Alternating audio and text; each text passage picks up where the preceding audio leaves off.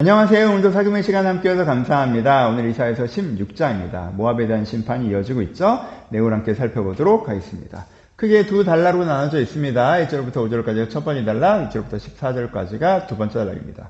첫 번째 단락은 유다에게 모압의 피난처가 되라 라고 말씀하시는 내용이 나와 있습니다. 여기서 모압을 어떻게 묘사하고 계세요? 모압을요, 보금자를 잃은 아기새로 묘사하고 계세요. 둥지를 잃은 아기새. 정말 얼마나 안타까워요. 얼마나 어여뻐요. 아유, 안타깝다. 아이고, 이 이쁜 아이가 되게 꼭 돌봐줘야겠네. 라는 마음이 절로 드는 것이 아기새잖아요. 모압을 이렇게 표현하고 계세요. 그러면서 뭐라고 얘기하세요? 이들에게 피난처가 되어줘라. 라고 말씀하십니다. 난민이 되어서 내려오는 그 모압을, 너무 어여쁘고 안타깝고 꼭 돌봐줘야 되는 대상으로 바라보고 유다가 그들에게 피난처가 돼줘야 된다. 그 대낮에 그늘을 만들어서 그들을 숨겨줘야 된다라고 말씀하고 계세요. 그러면서 뭐라고 얘기하세요? 이것이 정의와 인자의 왕노릇하는 것이다. 이것이 정의와 인자를 세우는 것이다. 라고 말씀하신 것이죠. 그럼 우리가 이 단락을 보면서 하나님이 이방을 어떻게 바라보고 계시는지 이방을 향한 하나님의 중심을 우리가 알 수가 있죠. 여러분, 유다에게 얘기하실 때는 제 잘못된 행동을 본받지 마. 그거 잘못된 거야. 그거 망하는 길이야.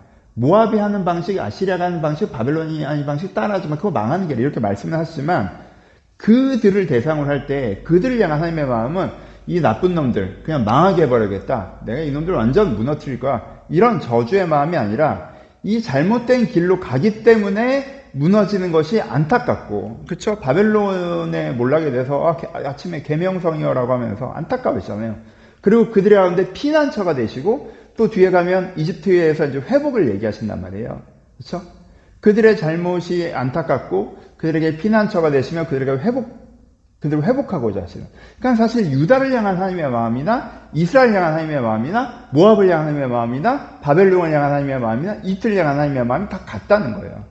우리가 아무리 죄인 되었을지라도 하나님은 우리의 죄로 우리 스스로가 우리의 삶을 불태운 것을 안타까워하시고, 하지만 불의의 결과가 아름다울 수는 없으니까 그 불의의 결과에 안 좋은 그 심판의 모습은 우리 가운데 나타나지만 그것조차 우리 가운데 뭘로 삼으시려는 거예요? 안타까워하시며 우리 가운데 피난처가 되시고 우리 가운데 회복하려는 계기로 삼으시려고 하신 게 하나님의 시선이다 라는 것을 우리가 알 수 있죠.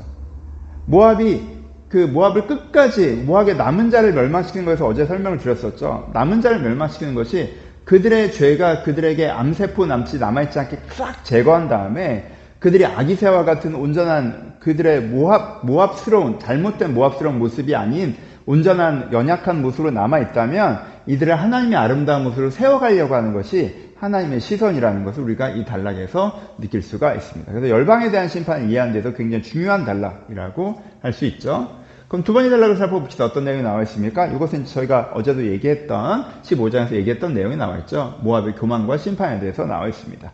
근데 이미 설명드렸던 것지만 거기에 대한 모압의 교만의 내용이 무엇인지 우리가 여기서 살펴볼 수가 있죠. 모압이 심히 교만하다고 얘기했어요. 그럼 뭐로 인해서 무엇을 가지고 있었길래 심히 교만한 거예요? 그들이 잃어버린 거에 대한 표현을 보면 그들이 가지고 있었던 것을 알 수 있죠. 그들이 포도나무와 여름 실과와 즐거운 소리를 가지고 있어서 심히 교만했던 거죠. 설명을 드렸었죠. 우리는 라스베가스야. 누가 우리를 멸망시키겠어? 이 재미있는 걸 그냥 자기 것으로 삼겠지. 그러니까 우리는 그때마다 그냥 어떤 새로운 주도자들이 나타났을 때 어서 옵쇼 하면 되는 거야. 우리는 망하지 않아. 세상이 아무리 바뀌어도 우린 여전히 여기에 있을 거야.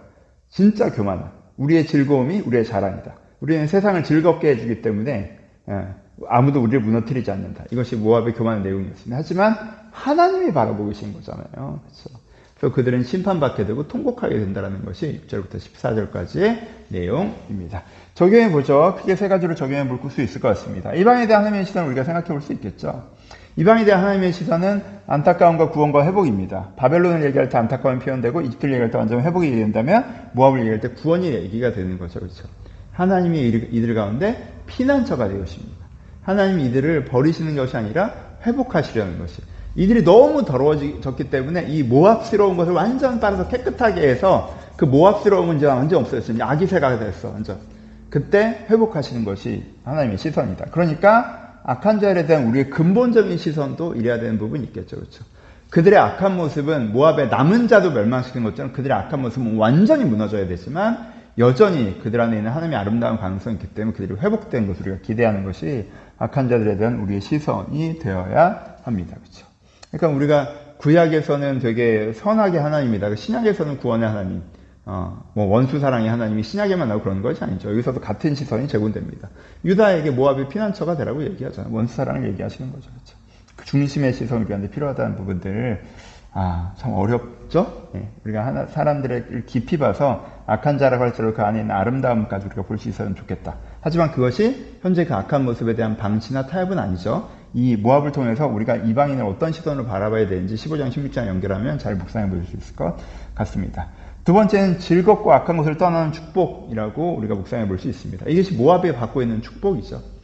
예. 모압은 너무 그렇잖아요. 여름 실과와 포도나무와 즐거운 소리. 그들 다른 사람도 즐겁게 하지만 지들도 이렇게 세상에서 즐겁게 살고 있는 거잖아요. 절대 안 떠나죠. 교만, 모압의 교만. 그렇죠. 근데 이 악한 것이기 때문에, 이 악한 것에 자기의 존재와 인생을 낭비하고 있는 것이기 때문에 이것을 무너지고 난민이 된 것, 그렇죠. 둥지 잃은 아기 새가 된 것이 모압에게 축복이었죠.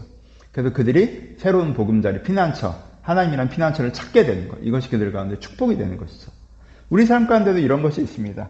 이게 악한 건 아닌데 즐거워서 우리가 죽치고 앉아있는 곳. 여러분, 여기를 떠나시는 복을 받으셔야 됩니다. 근데 자발적으로 떠나는 건 좋지 않고 이런 식으로 떠나지 않는 게 좋지 않겠어요? 즐겁고 악한 것을 악한 것을 우리가 털고 일어나자. 이것을 떠나자.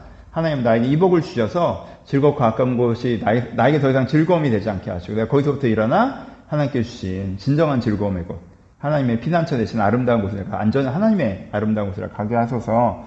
즐거움과 악한 것을 떠나고자 하는 마음들을 우리가 묵상해 보셨으면 좋겠습니다. 이 세 번째는 15장에서 얘기한 거죠. 괜찮은 오늘이 주는 교만이라고 표현을 해봅시다. 모압이 오늘 되게 괜찮으니까 그게 우린 이래 엄청난 자신감이 되죠.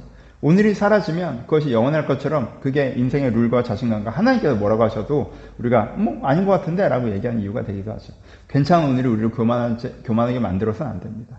하나님 앞에서 오늘은 괜찮지만 내 안에 지금 문제들이 있다는 하나님 앞에서 그것들을 겸손히 해결하는 우리가 되었으면 좋겠다라는 것도 묵상해 보셨으면 좋겠습니다. 감사합니다.